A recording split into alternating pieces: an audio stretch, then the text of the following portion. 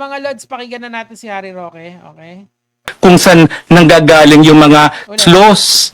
Dapat sana meron ka man lang disclosure Okay? para naman malaman ng taong bayan kung saan ka nanggagaling, kung saan nanggagaling yung mga galit na meron ka. Okay, bago natin i-cover yan, una muna kasing sinabi dito ni Harry Roque yung about sa West Philippine Sea. Okay, pakinggan natin yung sa West Philippine Sea. At binuhay niya yung jet ski na sinabi ni Tatay Digong. Okay, ngayon, yung jet ski na yan, yung West Philippine Sea na yan, that is an ongoing crisis sa West Philippine Sea. Ngayon, ang ina-assert lang natin, yung konting island na malapit sa atin. Hindi lahat, konti lang.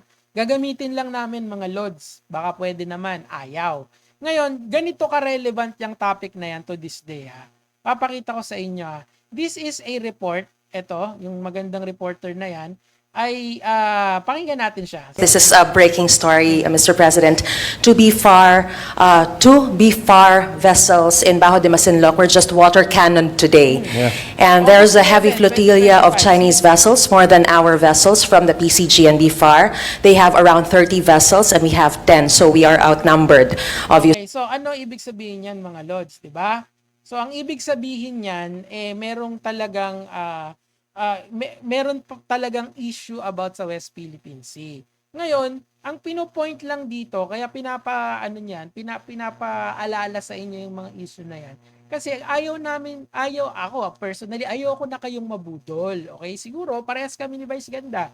Ayaw na namin kayong mabudol ng mga tao na nangangako na paglalaban nila yung West Philippine Sea, pero after 4 na taon, sasabihin, hindi, maging province na lang tayo ng China. Ano yan? Recorded lahat yan, may resibo lahat yan, Harry Roque.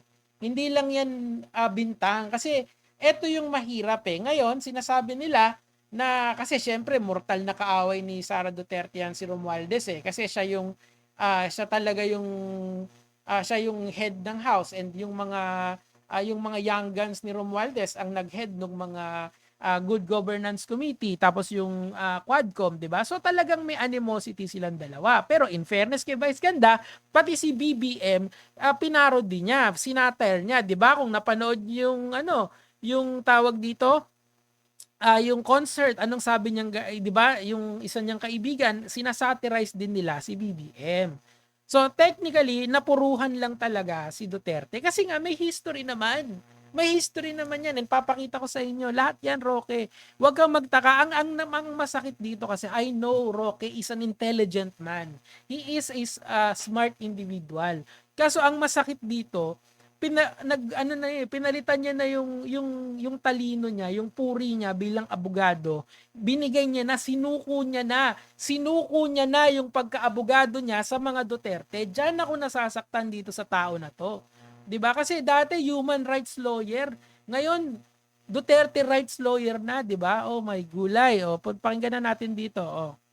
Man lang disclosure para naman malaman ng taong bayan kung saan ka nanggagaling, kung saan nanggagaling yung mga galit na meron ka. Okay, so yung isang niya, si Romualdez daw yung nagbabayad sa kanya, pero nakita nyo, may ticket sales, may sponsor, maraming source of income yung concert na yon. To say na isang tao lang, congressman ba si Vice Ganda, binigyan siya ng budget ni Romualdez, ang labo eh. Yung walang patunay, walang ebidensya, meron lang ngas-ngas. Abogado yan ha. Yun yung masakit dito, medyo maintindihan ko ba kung sila Banat ba yan eh, sila Maharlika yan eh, di ba? Yun talaga, parang ako lang yun, mga vloggers lang kami. But this is a lawyer, mga kamatis, mga kaibigan. He knows how the justice system works, and here he is spouting nonsense about this. Tuloy natin. Laban kay PRRD. Okay. Na ang kabuhayan mo nakasalalay ngayon, kitambaluslos. Paano nangyari yun? Showtime host yun. Highest paid yun sa Showtime, di ba? Kasi yung tenure niya Showtime host eh. Simulat sa pool pa lang, nandun na siya eh. Kumbaga, Tito Vic and Joey, tapos Vice Ganda, nandito siya. Di ba? Halos pumapantay siya sa TVJ, di ba? Kay Wally Jose. Siguro, TVJ, Wally Jose, tapos Vice Ganda, number 6 siya. Ganun siya kasikat. Tapos kailangan pa niyang kumuha ng pera sa congressman. Ano ba yan? Kalokohan talaga. Walang ebidensya. Asan ang ebidensya? 'Di ba? Nakakapikay. Hindi ako fan ni Vice Ganda. Alam nyo yan. Pag pinanood yung mga debunks ko kay Vice Ganda, talagang matitindi yun. Pero dito kasi, I'm defending freedom of speech ni Vice Ganda. I may not agree with what you say, but I will defend it to the best of my ability. Nakalimutan ko na yung quote na yun. Tuloy natin. Pag kanya kasi merong disclosure, maintindihan namin Oh. kung saan nanggagaling yung ganyang, ewan ko ba, yung galit na hindi namin maintindihan na ano bang ginawa sa ni Tatay Digong. Oh. Naalala namin nung in-interview mo si Tatay Digong nung presidency siya, hangang-hanga ka. Alam ko sa akin, hit na hit mo ko, pero alam ko na naman yun, na wala naman akong pakialam sa'yo, no? Oh, bakit mo kino-cover pa rin? Eto, bakit galit na galit si Vice Ganda sa mga Duterte? Kung dapat kasi marunong din kayong mag-Google. Hindi na nga mahirap hanapin 'to eh. Eto, naalala nyo to? Naalala nyo 'yan? Everything you want to know about the ABS-CBN shutdown. Okay? Sabi ng Vice to hindi ito Pilipino. Hindi to bias. Ano to? Nagre-report lang to.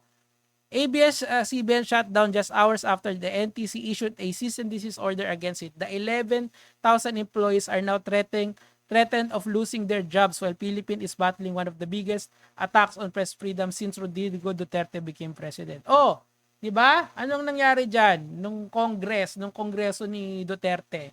'Di ba pinagkaisahan ng ABS-CBN para hindi magkaprangkisa? According to this news article, 11,000 ang nawalan ng trabaho. Hindi ba nakakagalit yon? Hindi ba righteous anger kung meron man si Vice Ganda? Actually, hindi nga siya galit eh. Nag-joke lang siya. Yung joke niya pa is something that is provable. Satire, literal. 'Di ba? Hindi ko maintindihan kung bakit hindi ito hina-highlight ng mga DDS eh.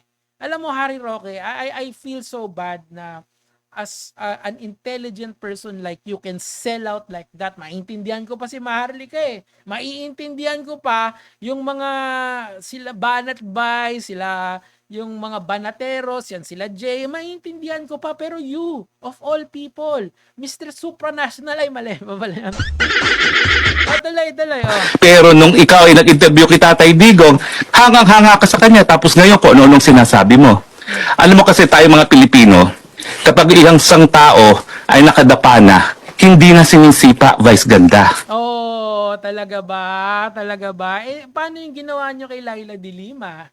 'Di ba? Si Laila de Lima nakakulong na 'yon kung ano-ano pang sinasabi niya. Ikaw mismo, Harry Roque, alam mo 'yan. Sabi mo kay Ma'am de Lima na gano'n. I hope she rots there, nakakawala. At least si Ma'am de Lima has the balls para harapin yung persecution sa kanya ni Duterte. Pero ikaw, anong ginagawa mo? Nagtatago ka sa itlog ng mga Duterte. Kaya Harry Roque, umuwi ka na, Harry.